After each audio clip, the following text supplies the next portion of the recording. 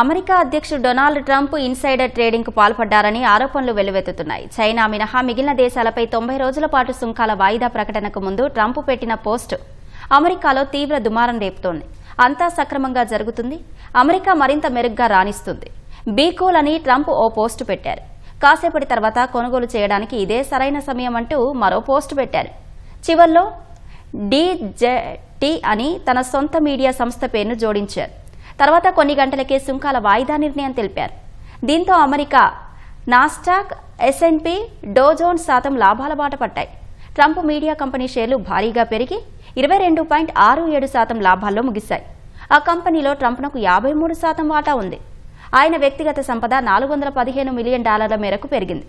ఫలితంగా Trump insider trading చేశారని డెమోక్రాట్లు ఆరోపణలు చేశారు. తన వ్యక్తిగత ప్రయోజనాలు, లాభాల కోసం ట్రంప్ ఇలా చేశారని, ఈ అంశంపై విచారణ చేయాలని డిమాండ్ చేస్తున్నారు.